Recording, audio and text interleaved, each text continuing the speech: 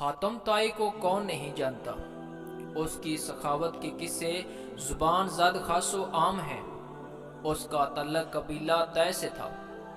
مدینہ منورہ سے 400-450 کلومیٹر شمال مشرقی جانب موجود شہر حائل کے قریب اس قبیلے کا مسکن تھا۔ اسلام کے خلاف مختلف قبائل سازشیں کرتے رہتے تھے۔ ان کی سرکوبی کے لیے اللہ کے رسول صلی اللہ علیہ وسلم گائے بگائے چھوٹے بڑے لشکر ارسال کرتے رہتے۔ قبیلہ بنی طے کی طرف حضرت خالد بن ولید رضی اللہ تعالیٰ عنہ کی قیادت میں ایک لشکر بھیجا گیا، کیونکہ ان کی طرف سے کسی وقت بھی حملے کا خطرہ تھا۔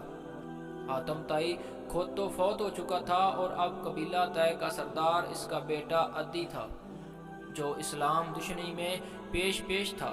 مسلمانوں کا لشکر جب اچانک ان کی بستی پر حملہ آور ہوا تو عدی گھبرا گیا اور شام کی طرف بھاگ گیا۔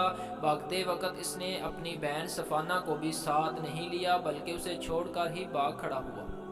ادھر اسلامی لشکر نے قبیلہ بنی طے کے مردوں اور عورتوں کو غلام اور لونڈیاں بنا لیا، جانوروں کو ہانکا اور مدینہ منورہ لے آئے۔ حضرت خالد بن ولید رضی اللہ تعالیٰ عنہ نے قیدیوں کو اسلامی حکومت کے دارالخلافہ مدینہ الرسول صلی اللہ علیہ وسلم میں مسجد نبوی کے قریب اتارا۔ ان قیدیوں میں نامور سکی اور ہر دل عزیز حاتم طائی کی صاحبزادی صفانہ بھی شامل تھی۔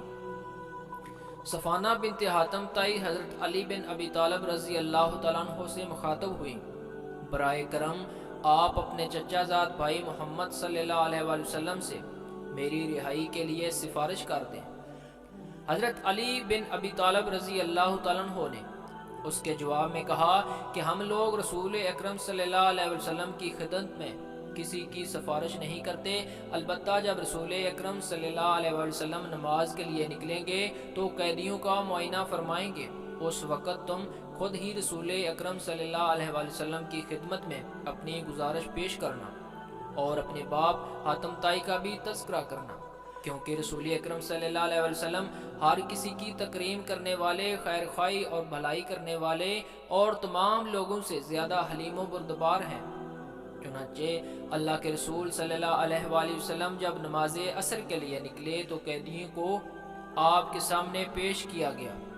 اسی وقت صفانہ کھڑی ہو کر عرض گزار ہوئی، محمد صلی اللہ علیہ وآلہ وسلم میرا والد فوت ہو چکا ہے اور اس کے بعد میرا بھائی بھاگ گیا ہے، اگر آپ مناسب سمجھیں تو مجھے رہا فرما دیں، مجھے قیدیوں میں رکھ کر میرے دشمنوں کو خوش نہ کریں۔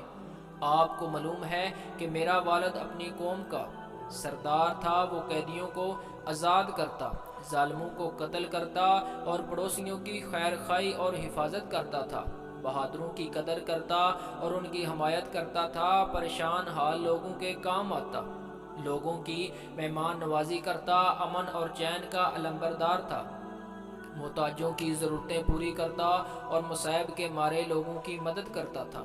اس کے پاس جب بھی کوئی شخص آیا تو اس نے اس کو خالی ہاتھ نہیں لوٹایا۔ نبی کریم صلی اللہ علیہ وسلم نے اس کی گفتگو سنی تو ارشاد فرمایا، او خاتون، تم نے اپنے والد کی جو صفات بیان کی ہیں یہ مومنوں کی ہیں، اگر تمہارا والد مسلمان ہو کر فوت ہوتا تو ہم اس کے لیے دعائے رحمت کرتے۔ پھر حکم دیا، صفانہ کو چھوڑ دو، اس لڑکی کا والد اعلیٰ اخلاق کو پسند کرتا تھا۔ پھر صحابہ کرام کو مکارم اخلاق کا درس دیا کہ اگر کسی قوم کا معزز ذلیل ہو جائے، مالدار محتاج ہو جائے یا عالم جہلوں میں ضائع ہو جائے تو ان پر رحم کیا کرو۔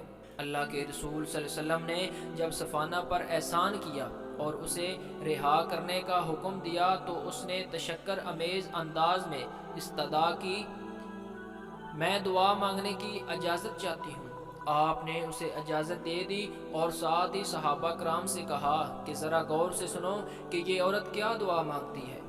اب اس عورت نے دعا کے لیے ہاتھ اٹھائے، اللہ آپ کو جزائے خیر عطا فرمائے، آپ کو کبھی کوئی مشکل پیش نہ آئے، اور اگر کسی قوم سے نعمت چھن جائے تو آپ اس کے لوٹانے کا سبب بنے۔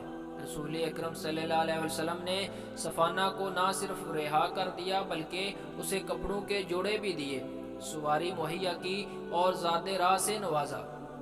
وہ رہا ہو کر سیدھی اپنے بھائی عدی کے پاس پہنچی جو بھاگ کر شام چلا گیا تھا۔ صفانہ اس کے پاس پہنچی اور پہنچ کر اسے لان تان کرنے اور کہنے لگی، رشتوں کو توڑنے والے ظالم، اپنے بیوی بچوں کو تو اپنے ساتھ سوار کر لیا اور بھاگ کھڑا ہوا اور اپنے باپ کی بیٹی کو چھوڑ دیا جو تیری عزت تھی۔ عدی نے کہا، بہن میں نے واقعہ غلطی کی ہے اور میرے بارے میں خیر ہی کہہ۔ پھر عدی نے اپنی بہن سے جو عقل مندی اور ہوشیاری میں معروف تھا پوچھا کہ اس آدمی محمد صلی اللہ علیہ وآلہ وسلم کے اندر تم نے کون سی خوبیاں دیکھی ہیں؟ صفانہ نے کہا، میرا مشورہ ہے کہ جس شخص کے پاس سے میں ابھی ہو کر آ رہی ہوں تم فوراً اس سے ملاقات کرو۔ وہ بڑا عظیم رہنما ہے اور وہ وقت آنے والا ہے جب وہ بڑے بڑے لوگوں اور قبائل پر غلبہ پا لے گا۔ میں نے اس کے اندر کچھ ایسی صفات دیکھی ہیں جو عام حکمرانوں میں نہیں پائی جاتی۔ وہ فقراء سے محبت کرتا ہے، قیدیوں کو آزاد کرتا ہے، چھوٹوں پر رحم کرتا ہے اور بڑوں کی قدر پہچانتا ہے۔ میں نے اس سے بڑا سخی اور کریم کوئی نہیں دیکھا۔ سنو، اگر وہ نبی ہیں جس کے وہ دعوے دار ہیں تو ان کی نبوت کو ماننے میں سبقت کرنا ہی بہتر ہے، اور اگر وہ محض حکمران ہیں تو بھی ویسے ہیں جن کی بادشاہی میں کوئی معزز شخص رسوا اور ذلیل نہیں ہوتا۔ پھر صفانہ نے اپنے ساتھ رسول اکرم صلی اللہ علیہ وسلم کے رویے اور اخلاق کریمانہ کا تذکرہ کیا کہ کس قدر اسے عزت و احترام کے ساتھ سواری دے کر اپنے آدمیوں کی حفاظت میں واپس بھیجا ہے۔ تو عدی کے دل سے تمام وسوسے اور خدشات دور ہو گئے۔ چنانچہ عدی وہاں سے سیدھے مدینہ منورہ روانہ ہوئے۔ ان کے ذہن میں اللہ کے رسول صلی اللہ علیہ وسلم کے بارے میں کئی سوالات تھے۔ مسجد نبوی میں آئے تو دیکھا آپ صلی اللہ علیہ وسلم کی مسجد کچی اینٹوں سے بنی ہوئی ہے اور آپ اپنے صحابہ کرام کے درمیان بالکل عام آدمی کی طرح بیٹھے ہیں، حالانکہ وہ سوچ رہے تھے کہ نہ جانے انہوں نے کتنی زیادہ دولت اکٹھی کر رکھی ہوگی اور گھر کتنا خوبصورت بنایا ہوگا۔ اللہ کے رسول صلی اللہ علیہ وسلم نے عدی کا مسجد میں ہی استقبال کیا۔ تھوڑی دیر گفتگو کے بعد عدی کے کندھے پر اپنا مبارک ہاتھ رکھا اور کہا کہ عدی چلو باقی گفتگو گھر چل کے کرتے ہیں۔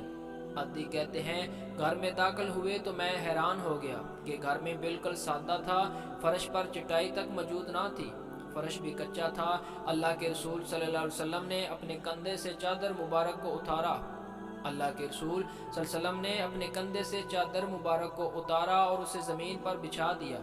میرے دل میں خیال آیا کہ اب خود تو چادر کے اوپر بیٹھیں گے اور مجھے کچے فرش پر بٹھائیں گے، مگر یہ کیا ہوا؟ اللہ کے رسول صلی اللہ علیہ وسلم نے میرا ہاتھ پکڑا اور مجھے چادر کے اوپر بیٹھنے کا حکم دیا، اور جو ارشاد فرمایا اس کا مفہوم یہ تھا، تم ایک سخی باپ کے بیٹے ہو اور سخی کے گھر میں آئے ہو، تم بڑے باپ کے بیٹے ہو، چادر پر بیٹھو، میرا کیا ہے، میں فرش پر بیٹھ جاتا ہوں۔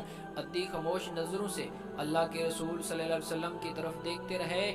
آپ کے اخلاق کریمانہ کا اثر عدی کے دل کی گہرائیوں تک پہنچ چکا تھا۔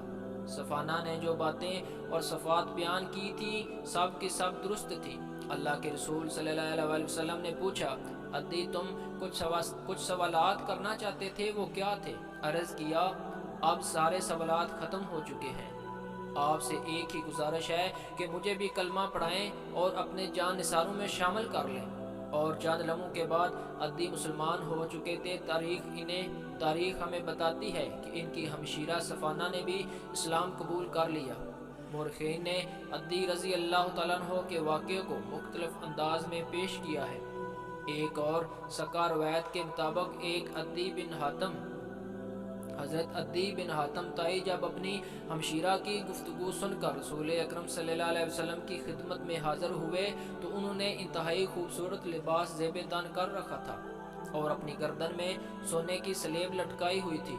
چونکہ وہ عرب کے سب سے بڑے فیاض و سخی ہر دل عزیز شخص کے صاحبزادے تھے اور اپنے قبیلے کے سردار بھی تھے، اس لیے بستی کے سارے ہی لوگ ان کو الوداع کہنے کے لیے باہر نکل آئے تھے اور مدینے کے لیے انہیں رخصت کیا تھا۔